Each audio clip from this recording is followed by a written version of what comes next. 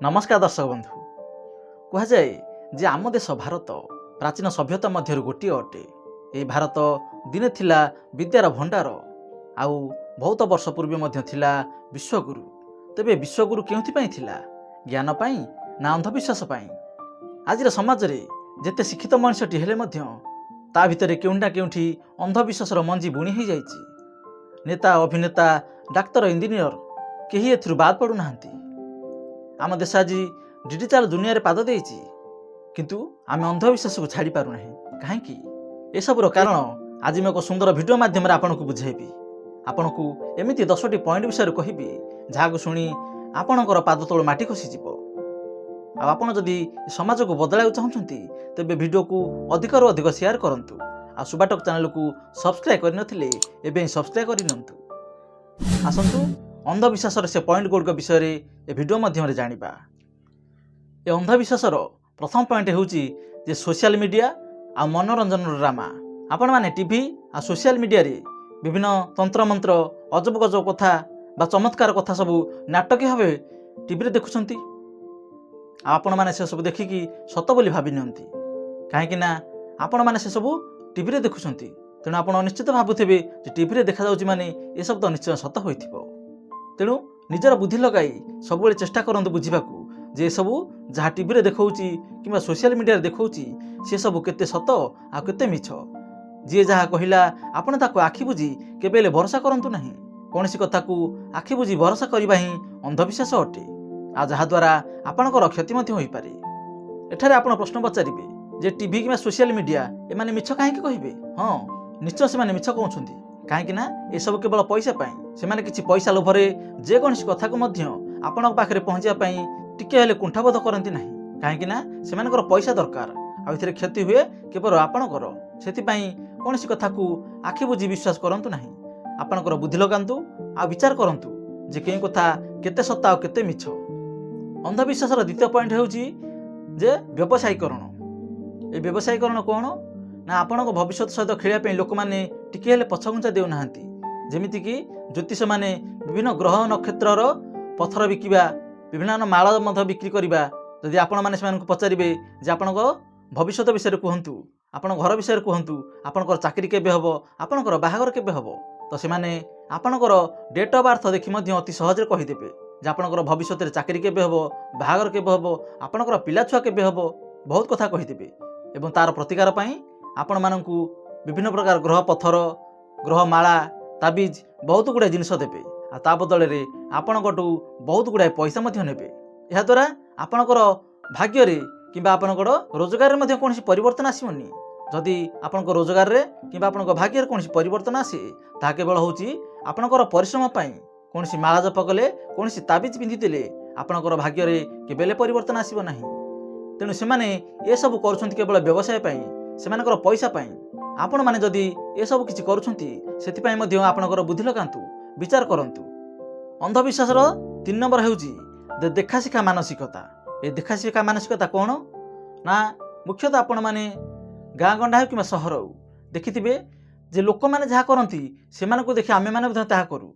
जदि कोनसी लोकर देह खराब अछि एवं से डाक्तरखाने जीवा वर्ते कोनसी मंदिर जाइथिला किंबा कोनसी गुणिया पाखु जाई पूजा करथिला आ तार देह कोनसी कारण ठीक होई गला, तबे से मध्य आपन कासी कहबो जे देख मो देह खराब थिला आ मु डाक्तर पाखु जाई नथिली, मु से गुणिया पाखु जाइथिली आ से मते एमिति जंत्र मंत्र फुकिले गोटे दिन रे मो देह भलो होई गला।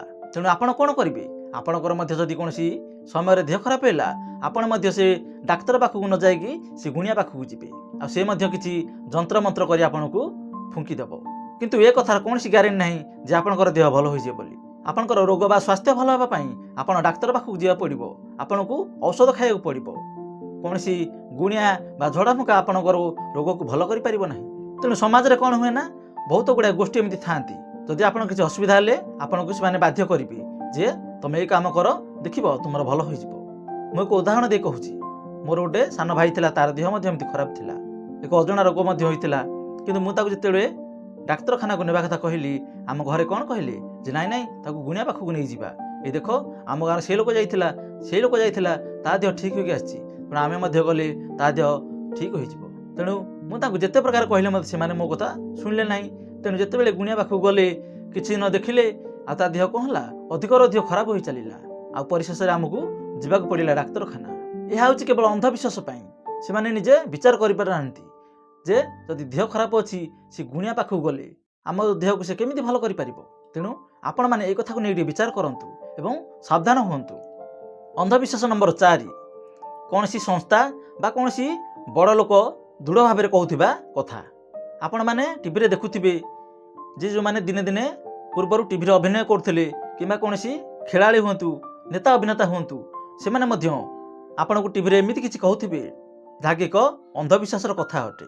ଯଦି ଆପଣଙ୍କର ଘରେ କିଛି ଖରାପ ପରିସ୍ଥିତି ପଡ଼ିଛି, ଆପଣଙ୍କର ସ୍ୱାସ୍ଥ୍ୟ ଖରାପ ଅଛି, ସେମାନେ ନିଶ୍ଚିତ ଭାବରେ କହୁଥିବେ ଯେ ଏହାକୁ ନେଇକି ଜପ କରନ୍ତୁ, ଏହି ମନ୍ତ୍ରକୁ ନେଇକି ଘରେ ରଖନ୍ତୁ, ଦେଖିବେ ଆପଣଙ୍କର ଘରେ ଟଙ୍କା ସୁନା ରୂପା ସବୁ ମାଡ଼ି ଆସିବ, ଆପଣଙ୍କର ସ୍ୱାସ୍ଥ୍ୟ ଠିକ୍ ହୋଇଯିବ।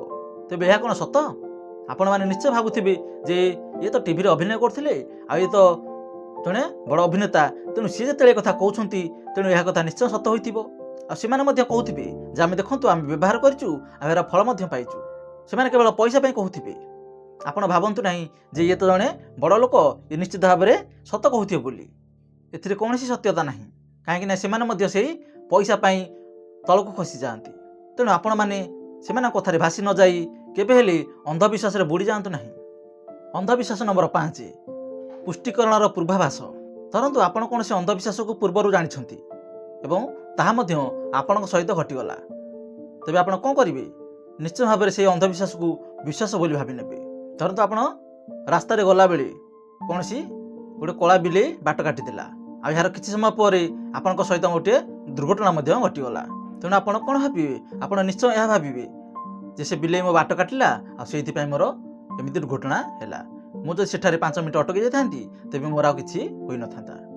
ତେଣୁ ଏହାପରେ ମଧ୍ୟ ଆପଣ ଯେଉଁ ଜାଗାରେ ବିଲେଇ ଦେଖିବେ ସେ ଜାଗାରେ ନିଶ୍ଚୟ ଅଟକି ଯିବେ, କାହିଁକିନା ଆପଣଙ୍କ ସହିତ ଗୋଟିଏ ଘଟଣା ଘଟି ସାରିଥିଲା ଏବଂ ପରବର୍ତ୍ତୀ ସମୟରେ ଆପଣଙ୍କ ବାଟ ବିଲେଇ କାଟିଲେ ମଧ୍ୟ କୌଣସି ଘଟଣା ଘଟୁ କିମ୍ବା ନ ଘଟୁ ଆପଣ ନିଶ୍ଚୟ ସେଠି ଅଟକିବେ ଏବଂ ସେ କଥାକୁ ବାରମ୍ବାର ମନେ ପକାଇବେ, କାହିଁକିନା ଆପଣଙ୍କ ମନରେ ଗୋଟେ ଅନ୍ଧବିଶ୍ୱାସର ବସା ବାନ୍ଧି ନେଇଛି। କିନ୍ତୁ ଏ କଥା ସତ ନୁହେଁ, କାହିଁକିନା ବିଲେଇ ଅଛି ମାନେ ସେ ତ ଏପଟ ସେପଟ ହେଇକି ନିଶ୍ଚୟ ଯିବ। ଏହା ଏକ ସାମୟିକ ଘଟଣା ଥିଲା ଯେ ଆପଣଙ୍କ ସହିତ ଦୁର୍ଘଟଣା ଘଟିବାର ଥିଲା।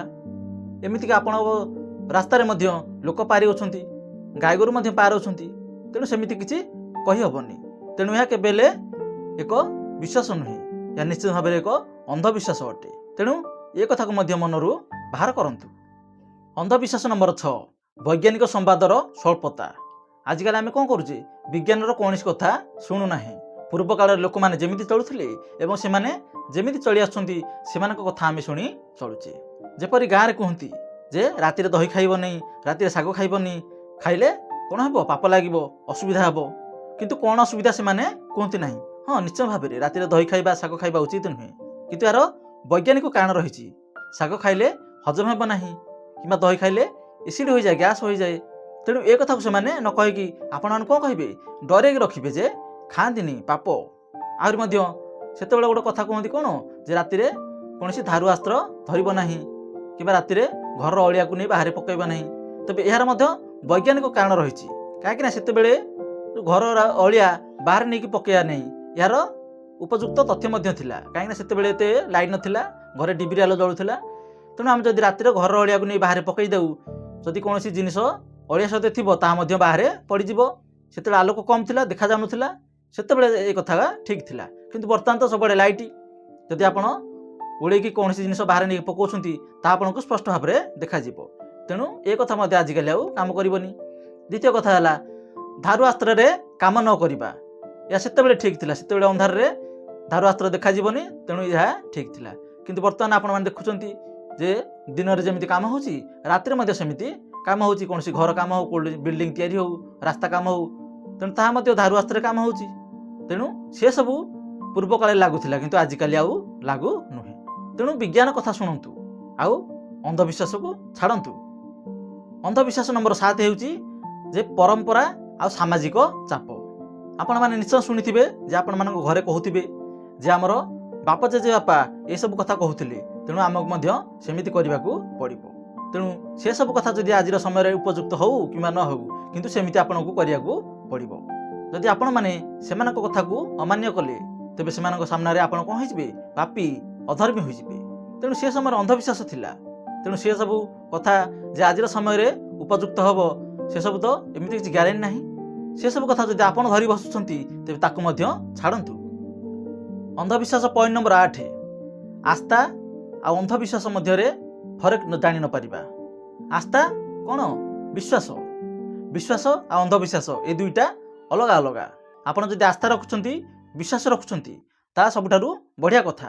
ଧରନ୍ତୁ ଆପଣ ଭଗବାନ ଉପରେ ଭରସା କରୁଛନ୍ତି, ବିଶ୍ୱାସ କରୁଛନ୍ତି, ଭଲ କଥା, ପ୍ରାର୍ଥନା କରୁଛନ୍ତି, ପୂଜାପାଠ କରୁଛନ୍ତି, ଠିକ୍ ଅଛି।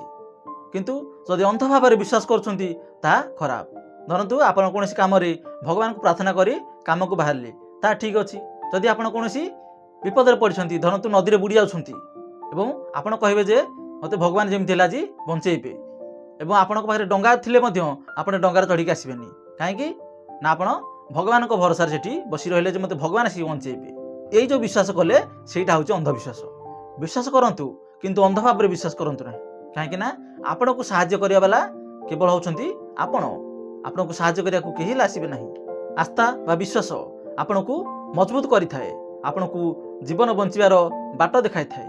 କିନ୍ତୁ ଅନ୍ଧବିଶ୍ୱାସ ଆପଣଙ୍କୁ ଭୟାଳୁ, ଦୁର୍ବଳ ଆଉ ଭାଗ୍ୟ ଭରସାରେ ବଞ୍ଚୁଥିବା ଗୋଟିଏ ମଣିଷ ଭାବରେ ଆପଣଙ୍କୁ ଗଢ଼ି ଦେଇଥାଏ।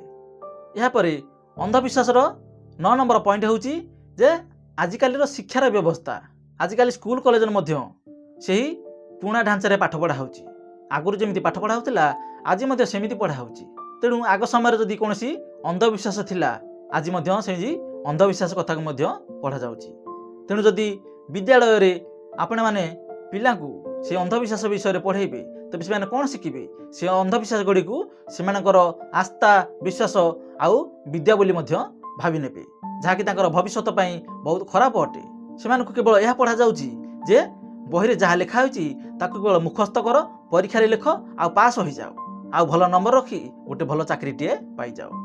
ସେମାନଙ୍କର ପାଠର ମହତ୍ତ୍ୱ ବିଷୟରେ ବୁଝାଗଲା ନାହିଁ। କୌଣସି କଥା ଯଦି ପାଠରେ ପଢ଼ା ହେଉଛି ତେବେ ପିଲାମାନେ ନିଶ୍ଚୟ ଭାବେ ପଚାରିବା କଥା ଯେ ଏସବୁ କାହିଁକି ହେଲା, ଏଇ ଜିନିଷଟା ଏମିତି କାହିଁକି ହେଲା। ସେମାନେ ପ୍ରଶ୍ନ ପଚାରିଲେ ହିଁ ତାର ଉତ୍ତର ପାଇବେ। ଆଉ ଏହା ହେଉଛି ସେମାନଙ୍କର ପ୍ରକୃତ ବିଦ୍ୟା। କେବଳ ମୁଖସ୍ଥ କରି ଲେଖିଦେଲେ ତାହା ପାଠ ହୋଇଯାଏ ନାହିଁ। କିନ୍ତୁ ଆଜିର ସ୍କୁଲରେ, କଲେଜରେ କ'ଣ ହେଉଛି? କେବଳ ଯାହା ପଢ଼ା ହେଉଛି ତାକୁ କେବଳ ପଢ଼ି ଚାଲିଛନ୍ତି। ସେମାନଙ୍କୁ ପଚାରିବାକୁ ମଧ୍ୟ ଦିଆ ହେଉନି। ଯଦି ବି କୌଣସି ପିଲା କୌଣସି ପାଠ ବିଷୟରେ ପ୍ରଶ୍ନ କଲା ବା କାହିଁକି ହେଇଛି, କେମିତି ହେଇଛି, ତବେ ତାକୁ ସାଙ୍ଗେ ସାଙ୍ଗେ ଦବାଇ ଦିଆଯାଉଛି। ତୁ କ'ଣ ଜାଣିଛୁ? କିଛି ଜାଣିନୁ ବୋଲି ତାକୁ ମାଡ଼ ଦିଆଯାଉଛି। ତେଣୁ ସେ ପିଲା ଆଗରୁ କ'ଣ କରିବ? ସେ ଡରିକି ଆଉ କୌଣସି ବିଷୟରେ ପଚାରିବ ନାହିଁ, କାହିଁକି ହେଲା, କେମିତି ହେଲା, କିଛି ପଚାରିବ ନାହିଁ। ତାକୁ ଯାହା ପଢ଼ାଯିବ ସେ ଲେଖି ଚାଲିବ ଆଉ ମାର୍କ ନେଇ ଚାଲିବ। ଅନ୍ଧବିଶ୍ୱାସର 10 ନମ୍ବର ପଏଣ୍ଟ ବା ଶେଷ ପଏଣ୍ଟ ହେଉଛି ଯେ ଅଡ଼ୁଆ ନିୟମର ସୁବିଧା। ଅଡ଼ୁଆ ନିୟମ କ'ଣ? ଯେ ପର୍ଯ୍ୟନ୍ତ ଆପଣ ନିୟମ ଠିକ୍ ଚାଲିଛି, କିନ୍ତୁ ଯେଉଁଠି ଅଡ଼ୁଆ ପଡ଼ିଯିବ ସେଇଠି ଆପଣ ଆଉ ନିୟମ ଦେଖିବେନି, ସେଠି ଆପଣଙ୍କ ହିସାବରେ କରିବେ। ଆପଣ ଧରନ୍ତୁ ଏକ ଝିଅ ଖୋଜୁଛନ୍ତି ବାହାଘର କରିବା ପାଇଁ। କେତେ ଝିଅ ସୁନ୍ଦର ଦେଖୁଛନ୍ତି, ଝିଅ ଘର ଦେଖୁଛନ୍ତି, ଆପଣଙ୍କ ଘର ଦେଖୁଛନ୍ତି, ଝିଅର ଜାତକ ପୁଅର ଜାତକ ମିଳୁଛନ୍ତି, ନାଁ ଦେଖୁଛନ୍ତି, ଆଙ୍କ ନାଁ ଦେଖୁଛନ୍ତି, ଜାତି ଗୋତ୍ର କେତେ କ'ଣ ମିଳୁଛନ୍ତି, ଏବଂ ବାହାଘର କଲା ସମୟରେ ମଧ୍ୟ କ'ଣ ତିଥିବାର ଦେଖୁଛନ୍ତି, ଶୁଭ ଲଗ୍ନ ଦେଖୁଛନ୍ତି। କିନ୍ତୁ ଯେତେବେଳେ ଆପଣଙ୍କର ଘରେ ପୁଅଟିଏ ଜନ୍ମ ହେଉଛି କିମ୍ବା ଝିଅଟିଏ ଜନ୍ମ ହେଉଛି, ଆଉ ସେତେବେଳେ ଆପଣ ତିଥିବାର ଦେଖୁନାହାନ୍ତି ଯେ ନାଇଁ ଆଜି ତ କୌଣସି ତିଥି ନଥିଲା, ଆଉ ସେ ଛୁଆ କେମିତି ଜନ୍ମ ହୋଇଯିବ। କାହିଁ ସେତେବେଳେ ତ ଆପଣ ତିଥିବାର ଦେଖୁନାହାନ୍ତି। କାହିଁକି ନା ଏହା ନିଶ୍ଚିତ ଭାବରେ ଏଇ ସମୟରେ ହିଁ ହେବାର ଥିଲା। ତେଣୁ ଏହି ସମୟରେ ଆପଣ ଆଉ ନିୟମ ଦେଖିଲେ ନାହିଁ। ଆଉ ଯଦି ଲୋକମାନଙ୍କର ଅଧିକ ପଇସା ହେଇଯାଉଛି, ସେମାନେ କୌଣସି ବଡ଼ ଘର କରିବାକୁ ଚାହୁଁଛନ୍ତି, ସେମାନେ କ'ଣ କରିବେ? ବାସ୍ତୁ ଦେଖିବେ ଯେ କିଚେନ୍ ଘର ସେପଟେ ହେବା ଦରକାର, ଲାଟ୍ରିନ୍ ବାଥରୁମ୍ ସେଇ ଦିଗରେ ରହିବା ଦରକାର, ବେଡରୁମ୍ ସେଇ ଦିଗରେ ରହିବା ଦରକାର। ଯଦି ନ ହେଇଛି ତାହେଲେ ସେ ଘରର ବାସ୍ତୁ ଦୋଷ ଭୁଲ ଅଛି, ଏ ଘର ଠିକ୍ରେ ତିଆରି ହୋଇନାହିଁ। ବେଳ ପାଇଲେ ତାଙ୍କୁ ମଧ୍ୟ ଭାଙ୍ଗିକି ଆଉ ଥରେ କରୁଛନ୍ତି। କାହିଁକି ନା ତାଙ୍କର ପଇସା ଅଛି। ଆଚ୍ଛା ଭାବନ୍ତୁ, ଯେଉଁ ଗୋଟେ ଗରିବ ଲୋକ ତାର ଗୋଟିଏ ଛୋଟିଆ ଘରେ ରହୁଛି, ସେ କ'ଣ କରୁଛି? ସେ ଗୋଟିଏ ଜାଗାରେ ହିଁ ସେଇଠି ରୋଷେଇ କରୁଛି, ସେଇଠି ଠାକୁର ପୂଜା କରୁଛି, ସେଇଠି ଶୋଉଛି, ସେଇଠି ପିଉଛି। କାହିଁ ତାର ତ କିଛି ଅସୁବିଧା ହେଉନି, ତାର ତ କୌଣସି ବାସ୍ତୁରେ କୌଣସି ବିକ୍ଷଣ ଦେଖାଯାଉନି। ଆପଣଙ୍କ ପାଇଁ କେମିତି ହୋଇଗଲା? କାହିଁକି ନା ଆପଣଙ୍କ ପାଖରେ ପଇସା ଅଛି। ତେଣୁ ଆପଣ ନିୟମକୁ କ'ଣ କରିବେ? ସଜାଡ଼ି ପାରିବେ। କିନ୍ତୁ ତା ପାଇଁ କୌଣସି ନିୟମ ନାହିଁ ନା। କାହିଁକି ନା ସେ ଚାହିଁଲେ ବି ସେ ଘରଟିକୁ ଭାଙ୍ଗିକି ଉପଯୁକ୍ତ ସ୍ଥାନରେ ରୋଷେଇ ଘର କି ଅଲଗା କିଚେନ୍ ଘର କରିପାରିବ ନାହିଁ। ତେଣୁ ଏଠାରେ ନିୟମକୁ କିଏ କିଣିଲା? ପଇସା କିଣିଲା। ଏହା ମଧ୍ୟ ଏକ ଅନ୍ଧବିଶ୍ୱାସ। ଯଦି ଆପଣଙ୍କୁ କିଏ ଏମିତି କହୁଛି ଯେ ଆପଣଙ୍କର ଘରର ବାସ୍ତୁ ଭୁଲ ଅଛି ବୋଲି, ତେବେ ତାକୁ ପ୍ରଥମେ ଆପଣମାନେ ଏ କଥା ପଚାରନ୍ତୁ। କାହିଁକି ନା ସେ ଆପଣଙ୍କୁ ଅନ୍ଧବିଶ୍ୱାସରେ ଫସେଇ से आपंठार किसी टंका मारिया चाहूँगी। तो दर्शक बंधु अंधविश्वास नहीं आज आम रही 10टी पॉइंट आउ ये सब पॉइंट आपण मानक केमिति लागिला एवं एथुर आपण माने कोन शिखिले आपनकर मतामत कमेंट माध्यम रे निश्चय जणाइबे। आम वीडियो भल लागिथिले लाइक करिवे एवं अधिकार अधिक आपण बंधु मानक सहित शेयर करंतु जहा द्वारा आम समाज पई यह भल हेबो। पुणी देखा हबो आउ एक सुंदर वीडियो रे। नमस्कार।